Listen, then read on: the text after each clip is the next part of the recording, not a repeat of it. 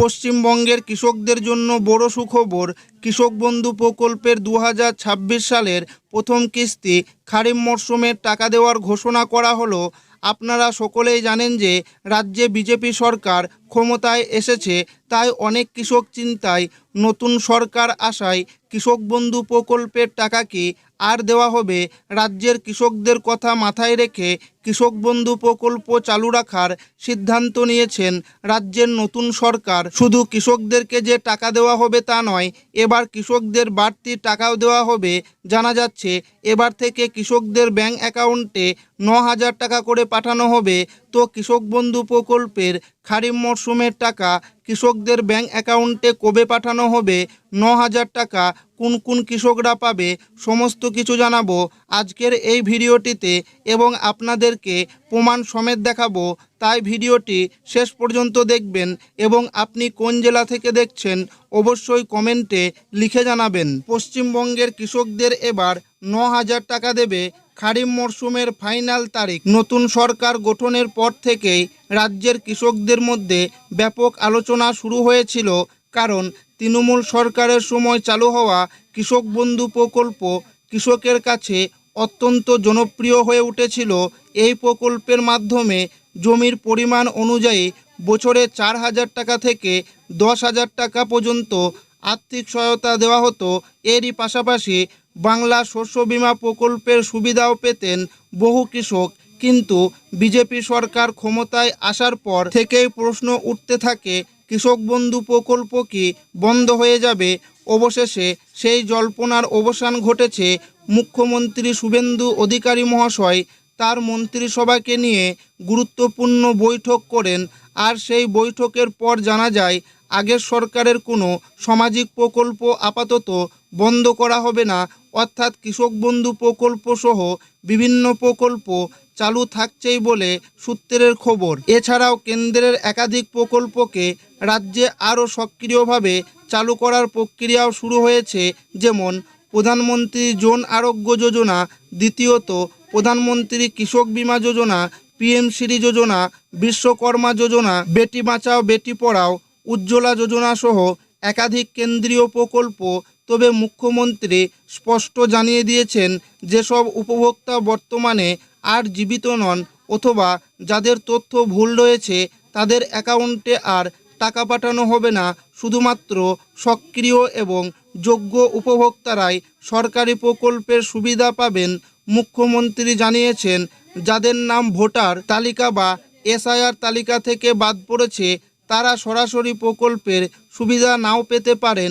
এমনকি যারা এতদিন টাকা পেয়ে এসেছেন অথচ পরবর্তীতে অযোগ্য বলে প্রমাণিত হয়েছেন, তাদের বিরুদ্ধে পদক্ষেপ নেওয়ার কথাও বলা হয়েছে। আর বড় ঘোষণা হলো, এবার নতুন নিয়মে ডিবিটির মাধ্যমে উপভোক্তাদের ব্যাংকে টাকা পাঠানো হবে। সরকারের তরফ থেকে জানানো হয়েছে, এবার থেকে বিভিন্ন সরকারি প্রকল্পের টাকা সরাসরি ডিবিটি অর্থাৎ ডাইরেক্ট বেনিফিট অফ ট্রান্সফার পদ্ধতির মাধ্যমে ব্যাংক অ্যাকাউন্টে পাঠানো হবে। মুখ্যমন্ত্রীর ঘোষণা অনুযায়ী জুন থেকে বিভিন্ন প্রকল্পের টাকা পাঠানোর প্রক্রিয়া শুরু হতে চলেছে। ভোটের আগে বিজেপি প্রতিশ্রুতি দিয়েছিল, সরকার গঠন হলেই পশ্চিমবঙ্গে কেন্দ্রীয় সরকারের সমস্ত প্রকল্প চালু করা হবে। আর এবার সেই কাজ শুরু হয়ে গেছে বলে জানা যাচ্ছে।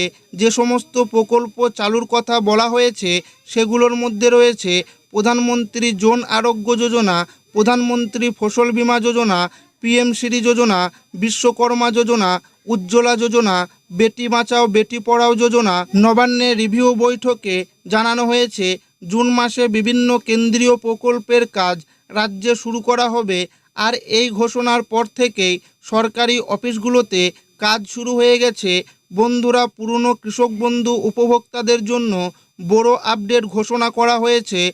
পুরনো কৃষক বন্ধু প্রকল্পের উপভোক্তাদের তথ্য ব্যবহার করেই নতুন প্রকল্পে টাকা পাঠানো হতে পারে, অর্থাৎ যারা আগে টাকা পেতেন তাদের আবার নতুন করে আবেদন করতে নাও হতে পারে। তবে নতুন উপভোক্তাদের জন্য অনলাইন এবং অফলাইন দুইভাবেই আবেদন করার সুযোগ থাকবে। খুব শীঘ্রই সরকারি ওয়েবসাইটে নতুন আবেদন অপশন যুক্ত হতে পারে বলে জানা যাচ্ছে। সরকার জানিয়েছে, যাদের নাম নতুন ভোটার তালিকায় নেই অথবা যাদের নাগরিকত্ব সংক্রান্ত সমস্যা রয়েছে তারা সরকারি প্রকল্পের সুবিধা থেকে বাদ পড়তে পারেন। তবে যাদের নাম ট্রাইব্যুনালে রয়েছে অথবা যারা সিএএ এর জন্য আবেদন করেছেন তাদের ক্ষেত্রে যাচাইয়ের পর সুবিধা দেওয়া হতে পারে। আরেকটি গুরুত্বপূর্ণ বিষয় হলো, যেসব উপভোক্তা আগে সুবিধা পেতেন কিন্তু বর্তমানে মারা গেছেন তাদের অ্যাকাউন্টে আর টাকা পাঠানো হবে না, অর্থাৎ শুধুমাত্র সক্রিয় এবং যোগ্য উপভোক্তারাই কৃষক বন্ধু খারিফ মরশুমের টাকা পাবেন। কৃষক বন্ধু প্রকল্প চালু থাকায় রাজ্যের কোটি কোটি কৃষক বড় স্বস্তি পেলেন, কারণ এই টাকা দিয়ে অনেক কৃষক বীজ কেনেন, চাষের খরচ চালান, পরিবার চালান এবং কৃষিকাজে বড় সহায়তা পান। বর্তমানে প্রধানমন্ত্রী কৃষক সম্মান নিধি যোজনার টাকার পরিমাণ বাড়ানো নিয়ে নতুন করে আলোচনা শুরু হয়েছে। বর্তমানে পিএম কিষাণ প্রকল্পে কৃষকেরা বছরে 6,000 টাকা পান। 3টি কিস্তিতে সরাসরি ব্যাংক অ্যাকাউন্টে পাঠানো হয়। কিন্তু বিধানসভা নির্বাচনের প্রচারে স্বরাষ্ট্রমন্ত্রী অমিত শাহ জানিয়েছিলেন, বাংলায় ডবল ইঞ্জিন সরকার গঠিত হলে কৃষকদের সহায়তা আরও বাড়ানো হতে পারে। এমনকি 6,000 টাকার বদলে 9,000 টাকা দেওয়ার সম্ভাবনা নিয়েও আলোচনা শুরু হয়েছে। যদিও এখনও পর্যন্ত এ বিষয়ে কোনো সরকারি বিজ্ঞপ্তি প্রকাশিত হয়নি। তবে মহারাষ্ট্র মডেল কি বাংলায় আসতে চলেছে? মহারাষ্ট্রের কেন্দ্রে পিএম কিষাণের 6,000 টাকার পাশাপাশি রাজ্য সরকারের পক্ষ থেকেও অতিরিক্ত 6,000 টাকা দেওয়া হয়। ফলে সেখানে কৃষকেরা বছরে মোট 12,000 টাকা পান। রাজনৈতিক মহলের একাংশের মতে ভবিষ্যতে পশ্চিমবঙ্গেও এই ধরনের মডেল চালু হতে পারে, অর্থাৎ কেন্দ্রীয় ও রাজ্যে দুই দিক থেকেই কৃষকদের আর্থিক সহায়তা দেওয়া হতে পারে।